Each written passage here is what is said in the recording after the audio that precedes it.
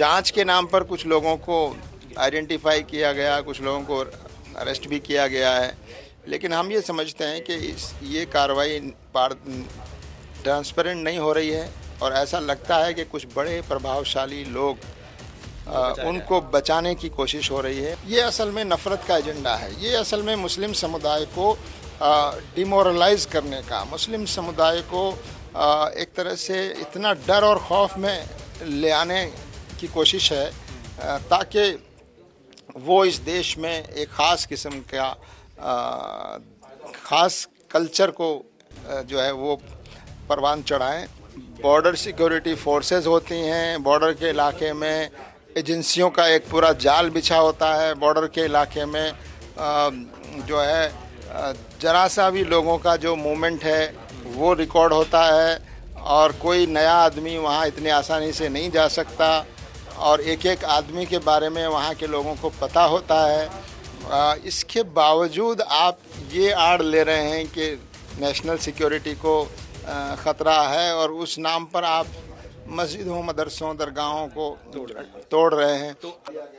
जमात इस्लामी के national secretary Shafi Madani साहब हमारे साथ मौजूद हैं। सर, जिस तरीके से पूरे देश में मस्जिदों को तोड़ा जा रहा है, दरगाहों को तोड़ा जा रहा है, मस्जिदों को और मदरसों को तोड़ा जा रहा है, उस पर क्या कहना चाहिए? ये जो कुछ भी कार्रवाई हो रही है वो अन्यायपूर्वक कार्रवाई है और एक खास एजेंडा के तहत हो रही है। वैसे तो बहुत लंबे वक्त से हो रही है, पूरे मुल्क में हो रही है, अब जो बॉर्डर इलाका है वहाँ भी हो रही है। वहाँ आमतौर पर यानी अच्छे हालात हैं, हिंदू मुसलमानों के बीच के ताल्लुकात बहुत अच्छे हैं, वहाँ शांतिपूर्ण पूरा माहौल है। अब तक कोई इतना बड़ा वाक़या नहीं आया कि आप नेशनल सिक्योरिटी के नाम पर, राष्ट्रीय सुरक्षा के नाम पर कोई बात कर सकें, लेकिन इसी को मुद्दा बनाकर वहाँ पर यानी मस्जिदों को, दरगाहों को इसकी तोड़फोड़ हो रही है। राजस्थान में भी और गुजरात के कच्छ के इलाके में भी, यानी जो बॉर्डरिंग इलाका है वहाँ पर, इसके अलावा भी हो रही है सारी चीज़ें। तो इसका मुद्दा और कुछ भी नहीं है, एक ही है कि इससे वो पॉलिटिकल फ़ायदा गेन करना चाहते हैं, इसके अलावा कोई और चीज़ है ही नहीं। एक तरफ मुसलमानों में डर खौफ पैदा करना, दूसरी तरफ एक ख़ास वर्ग को यानी ये बताना कि देखो हम ये सब कर सकते हैं, हम कोई अपीसमेंट हमारे पास नहीं है, कुछ नहीं है, और इस तरह की कोशिश करके यानी एक ऐसा वातावरण, एक ऐसा माहौल जो कलुषित माहौल है ही भारत का, हिंदुस्तान का, मुल्क का, उसको और ख़राब करने की कोशिश है और इससे पॉलिटिकल फ़ायदा उठा। आप लोग लीगल कार्रवाई क्या कर रहे हैं? लीगल कार्रवाई हमने शुरू कर दी है। राजस्थान में जैसे हाई कोर्ट में हम गए हैं, गुजरात के हाई कोर्ट में गए हैं, और जहाँ जहाँ हो रहा है तो वहाँ पर यानी पहले तो हमको स्टेट लीगल जो कुछ भी प्रोसीजर है वो करेंगे,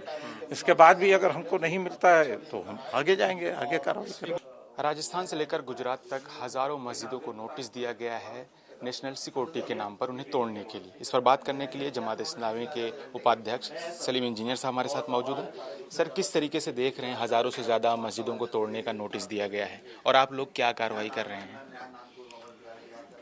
राजस्थान का जो सरहदी इलाका है और राजस्थान की सरहद पड़ोसी मुल्क पाकिस्तान से 1000 किलोमीटर की सरहद है, पूरा वो रेगिस्तानी इलाका है। अभी पिछले दिनों वहाँ एक सर्वे कराया गया, होम मिनिस्टर का दौरा हुआ उस इलाके में और फिर वहाँ के डिस्ट्रिक्ट एडमिनिस्ट्रेशन को इंस्ट्रक्शन आए और बॉर्डर से 50 किलोमीटर की दूरी के अंदर जितने स्ट्रक्चर ऐसे हैं जो इलीगल हैं या एनक्रोचमेंट वाले हैं या लीगल होने के बावजूद अगर वो अगर नेशनल सिक्योरिटी को ख़तरा है,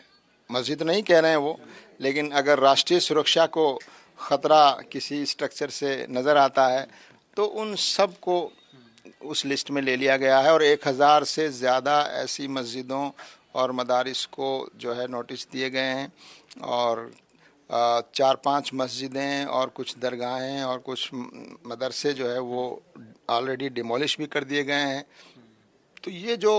तरीक़ा है, ये तरीक़ा बिल्कुल एक मुस्लिम समुदाय को उसके मस्जिदों, मदरसों, दरगाहों को विशेष रूप से टारगेट करने की कोशिश की जा रही है। मस्जिद और मदरसे नेशनल सिक्योरिटी के लिए कैसे खतरा हो सकते हैं सर? वही हम कह रहे हैं कि बॉर्डर के इलाके पर बॉर्डर सिक्योरिटी फोर्सेस होती हैं, बॉर्डर के इलाके में एजेंसियों का एक पूरा जाल बिछा होता है, बॉर्डर के इलाके में जो है जरा सा भी लोगों का जो मूवमेंट है वो रिकॉर्ड होता है और कोई नया आदमी वहाँ इतनी आसानी से नहीं जा सकता और एक एक आदमी के बारे में वहाँ के लोगों को पता होता है। इसके बावजूद आप ये आड़ ले रहे हैं कि नेशनल सिक्योरिटी को ख़तरा है और उस नाम पर आप मस्जिदों, मदरसों, दरगाहों को तोड़ रहे हैं। तो और जमात इस्लामी इसके लिए क्या कानूनी कदम उठा रहा है? देखिए, जमात इस्लामी हर जगह मौजूद है, हमारी टीम वहाँ गई है, वहाँ के लोग खुद कार्रवाई कर रहे हैं, वहाँ के लोग बड़े जागरूक हैं और सिर्फ मुसलमान नहीं बल्कि वहाँ हमारे हिंदू समुदाय के जो लोग हैं वो भी मिलकर काम कर रहे हैं। बड़ी संख्या में कई जगहों पर 6-7 हज़ार लोगों का बाकायदा एक प्रदर्शन हुआ, प्रोटेस्ट हुआ, जुलूस निकाला गया और उसमें बड़ी संख्या में हमारे हिंदू भाइयों ने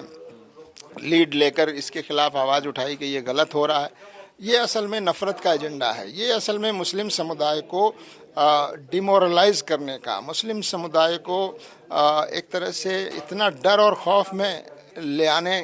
की कोशिश है ताकि वो इस देश में एक ख़ास किस्म का ख़ास कल्चर को जो है वो परवान चढ़ाएं और बाकी जितने धर्म और आस्थाएं हैं उन धर्म और आस्थाओं को दबाने की कोशिश जो है वो इस एजेंडे का हिस्सा है। राम मंदिर में दान की चोरी हुई, असदुद्दीन ओवैसी ने कहा अगर कोई एक मुसलमान होता तो इसका एनकाउंटर कर दिया जाता, बुलडोजर चला दिया जाता, लेकिन अभी तक जो जिस तरह की कार्रवाई हुई है बड़े लोगों को गिरफ्तार नहीं किया गया, सिर्फ जो छोटे लोग हैं जो दान गिनने में थे उन लोगों की गिरफ्तारी हुई है। देखिए, अपराध कहीं पर भी हो, अपराध किसी व्यक्ति और फर्द की तरफ से हो, चाहे अपराध करने वाला आदमी आम आदमी हो या बड़ा वीआईपी हो, जाहिर है कि बड़े घोटाले तो बड़े लोग ही करते हैं, छोटे लोग छोटी चोरी करते हैं, बड़े लोग बड़ी चोरी करते हैं और इतनी बड़ी चोरी जो है वो बिना किसी सिस्टम के मुश्किल नहीं, संभव नहीं है। तो जांच के नाम पर कुछ लोगों को आइडेंटिफाई किया गया, कुछ लोगों को अरेस्ट भी किया गया है, लेकिन हम ये समझते हैं कि ये कार्रवाई ट्रांसपेरेंट नहीं हो रही है और ऐसा लगता है कि कुछ बड़े प्रभावशाली लोग उनको बचाने की कोशिश हो रही है और जांच के नाम पर असल अपराधियों को सामने लाने के बजाय कुछ लोगों को बचाने की कोशिश हो रही है। और यही बात हम कहना चाहते हैं कि अगर यही घटना किसी और धर्म के धार्मिक स्थल में होती तो आपका रवैया दूसरा होता है। तो ये जो इमेज बनती जा रही है हमारी एजेंसियों की और हमारी सरकारों की और हमारी जो पुलिस और प्रशासन की, जाहिर है पुलिस प्रशासन कोई आज़ाद चीज़ नहीं रहा अब, जबकि उसको कानून के मुताबिक काम करना चाहिए था, लेकिन अब वो कानून के मुताबिक काम करने के बजाय जो सत्ता में बैठी हुई राजनीतिक पार्टी है उसके दबाव में, उसके डर से काम करते हैं, उसकी इच्छा के अनुसार बिल्कुल काम करने। एसआईआर को लेकर हम बात करना चाहेंगे, जैसे दिल्ली में एसआईआर शुरू हो गया, इंडिया गठबंधन ने सुप्रीम कोर्ट के चीफ जस्टिस को लेटर लिखा है एसआईआर को लेकर और यूपी इलेक्शन को लेकर, आपका क्या ओपिनियन है इस पर? एसआईआर के बारे में पहले भी हम अपनी प्रेस कॉन्फ्रेंस में अपनी चिंताओं का इजहार कर चुके हैं और उसमें जो कमज़ोरियां हैं उसकी तरफ भी हमने इशारा किया है कि एसआईआर का उद्देश्य और पर्पज़ ये होना चाहिए जो है कि कोई भी वैलिड वोटर, उसका नाम वोटर लिस्ट से नहीं छूटना चाहिए, चाहे वो कहीं रहता हो, उसका घर हो या ना हो, लेकिन वो जो इस देश का नागरिक है, रहता है, इसमें वैलिड वोटर है, अब तक इससे पहले भी वो वोट करता आया है, उनके नाम शामिल होने से नहीं रहने चाहिए। और उसमें भी बहुत सारे लोगों के नाम, यानी आपने कार्रवाई पूरी कर दी, फॉर्म भर दिया, डिटेल्स दे दी, इसके बावजूद भी बड़ी संख्या में लोगों के नाम हटा दिए गए। यूपी में तो 2 से 2.5 करोड़ लोगों के नाम हटाए गए हैं, बंगाल में बहुत बड़ी संख्या में, बिहार में बड़ी संख्या में लोगों के नाम हटाए गए। तो और वो नाम जो हटाए गए हैं उसका पैटर्न भी साफ नज़र आता है कि उसमें मुस्लिम समुदाय के लोगों की बड़ी संख्या है, दलितों की बड़ी संख्या है, आदिवासी इलाकों में और छोटे गांव में गरीब लोगों की संख्या जो है वो ज़्यादा है। तो ये इससे लोकतंत्र जो है वो कमज़ोर हो रहा है और नागरिकों का जो अधिकार है वोट करने का वो अधिकार जो है वो बड़ी तादाद में लोगों का छिन गया है। ये जिन लोगों के नाम हटे हैं, अगर पूरे देश में अब तक जो SIR हुई है वो जो नाम हटे हैं वो तकरीबन 3-4 करोड़ तक चला गया है वो संख्या। तो इसमें बड़ी संख्या ऐसे लोगों की है जो वाकई में वैलिड वोटर हैं और उन वैलिड वोटर को अगर आप वोटर लिस्ट से हटा देंगे तो अब जिनका नाम वोटर लिस्ट में इस कारण से नहीं आ पा रहा है, अब उनकी नागरिकता पर भी सवाल किए जा रहे हैं, या जिनके नाम हटाए गए हैं वो इसलिए हटाए गए हैं कि जो लोग वहाँ बैठे हैं SIR के प्रोसेस में उनको लगता है कि ये यहाँ के सिटीज़न नहीं हैं, जबकि इलेक्शन कमीशन का ये दायरा नहीं है, इस इलेक्शन कमीशन का ये अधिकार नहीं है कि वो लोगों की नागरिकता और सिटीजनशिप को वेरीफाई करे या किसी से ये प्रमाण मांगे कि आप सिटीज़न हैं कि नहीं हैं। और हमारे देश में नागरिकता का कोई प्रमाण पत्र अब तक नहीं है किसी के पास भी, कि किसी के पास ये ऐसा सर्टिफिकेट नहीं है जिसमें कहा गया हो कि ये नागरिक है। तो मैं समझता हूँ ऐसी हालत में SIR जो इलेक्शन कमीशन के माध्यम से किया जा रहा है, इसमें एक बड़ी संख्या में ऐसे वोटर्स को हटाने की कोशिश हो रही है जो सत्ता में बैठी हुई पार्टी को लगता है कि ये वोटर हमारे फेवर के नहीं हैं या ये वोटर हमारे खिलाफ वोट करते हैं। ऐसे लोगों को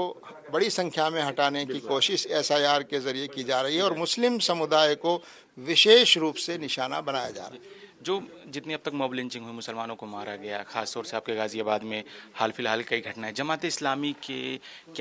टीम क्या सहानुभूति के लिए उनके माता पिता उनके माँ बाप से मुलाकात की है? अगर की है तो कितने लोगों से की है? देखिए,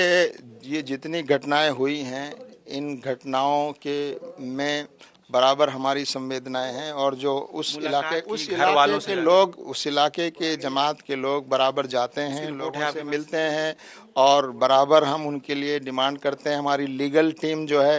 वो वहाँ, अगर उनको लीगल मदद की ज़रूरत है तो वहाँ लीगल टीम हमारी काम कर रही है। चलिए, शुक्रिया बात करने